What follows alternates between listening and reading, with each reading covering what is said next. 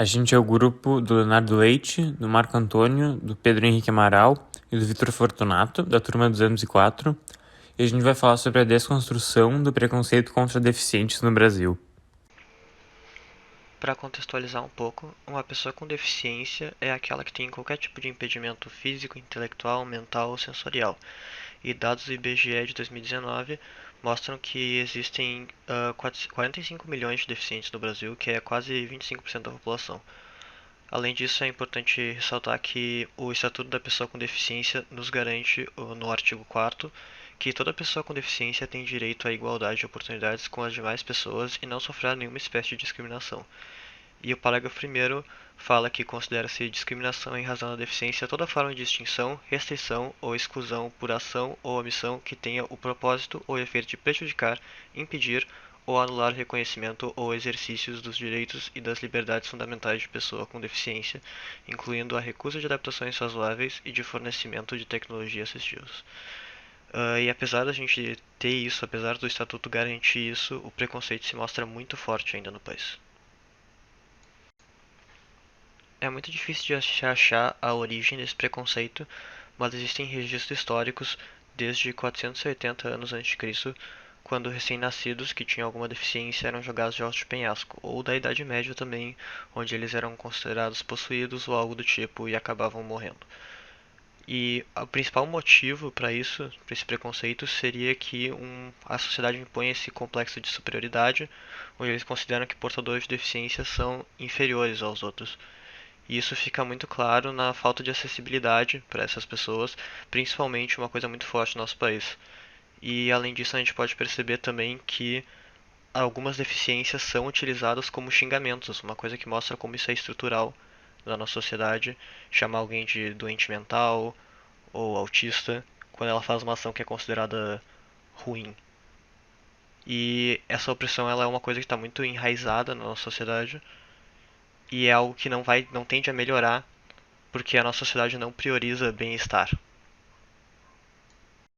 Segundo o jornal Metrópolis, apenas 33,2% das pessoas com deficiência no Distrito Federal estavam empregadas, em comparação com as 55,3% pessoas sem deficiência. De acordo com essa mesma fonte, na educação a desigualdade acaba sendo ainda maior. Só 18,7% das pessoas com deficiência possuem ensino superior, em comparação com os 33,8% sem deficiência. Ainda sobre o ambiente de trabalho, o Ministério Público do Trabalho de São Paulo constatou em 2020 que quase 70% dos deficientes do estado já sofreram discriminação de algum tipo: bullying, rejeição, isolamento, violência ou assédio enquanto elas trabalhavam.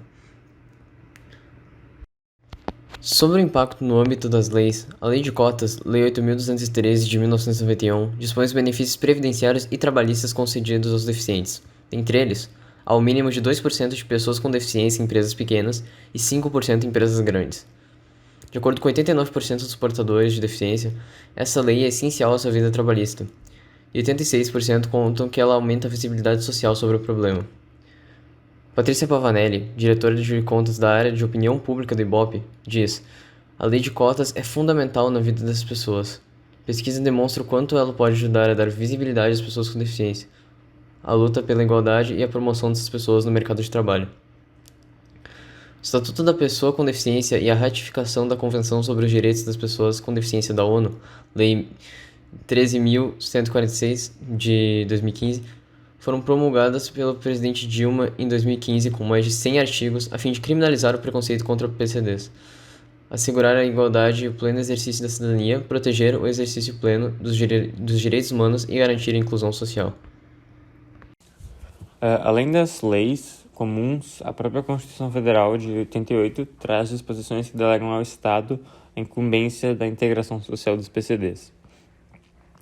Por exemplo, ali no artigo 7º, fala, que é o artigo que dispõe sobre a maioria dos direitos trabalhistas, fala que é proibido a discriminação no tocante ao salário e critérios de admissão para os portadores de deficiência.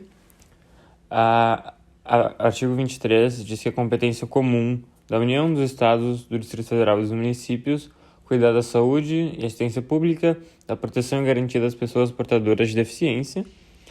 O artigo 203 diz que a assistência social tem como princípio a habilitação e a reabilitação das pessoas portadoras de deficiência e a promoção de sua integração à vida comunitária. O artigo 208 diz que o direito à educação deve ser efetivado por meio do atendimento educacional especializado aos portadores de deficiência e que o seu acesso ao ensino superior vai levar em consideração a sua capacidade. O artigo 227 diz que o Estado promoverá programas de assistência integral à saúde da criança e do adolescente, admitida a participação de entidades não governamentais, obedecendo o preceito da criação de programas de prevenção e atendimento especializado para os portadores de deficiência física, sensorial ou mental, bem como a integração social do adolescente portador de deficiência mediante treinamento para o trabalho e a convivência e a facilitação do acesso aos bens e serviços coletivos com a eliminação de preconceitos e obstáculos arquitetônicos. Agora, sobre os principais pontos negativos de ser um deficiente. Primeiramente, temos o preconceito, que gera uma sensação de inferioridade e segregação social. A falta de oportunidade também é um problema. Ela ocorre muito no Brasil e é agravada pelo capitalismo e pelo sistema opressor em que a sociedade se estruturou em relação à deficiência. Esse tipo de preconceito é silenciado pela sociedade e pelo Estado, já que ele não é alvo de debate como outros tipos de discriminação. O nosso pensador é o Goffman, que é um sociólogo canadense, e ele diz em seu livro Manicômios, Prisões e Conventos que a estrutura social vigente cria instituições de internação a fim de separar seus internados da sociedade ampla e está mais interessada em inseri-los em seu papel social ao invés de ajudar em sua cura e reabilitação. Ou seja, os locais de internação total, que são os manicômios, as prisões e os conventos, instituem um complexo que visa garantir a função e papel social de cada indivíduo. No fim desse trabalho, concluímos que o preconceito com deficientes é algo estrutural e institucionalizado na sociedade contemporânea e no sistema em que vivemos, pois esse preconceito pode ser encontrado desde tempos mais antigos quanto nos dias de hoje. Isso fica ainda mais claro quando percebemos que, mesmo a humanidade tendo avançado em diversas áreas, a discriminação contra pessoas com deficiência persiste. Tendo em vista dados apresentados, é de extrema importância que a sociedade, a família e o Estado desenvolvam meios para a inclusão das pessoas com deficiência, que vão desde o cumprimento da Constituição e das leis até a desconstrução do capitalismo, a fim de que o bem-estar humano seja valorizado.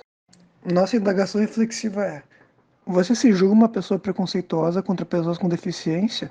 Você já percebeu algum tipo de discriminação realizada inconscientemente e instintivamente contra eles, como se fosse alguma pessoa com doenças mentais? Após responder a pergunta, reflita como esse preconceito é algo estrutural e sistêmico na sociedade brasileira.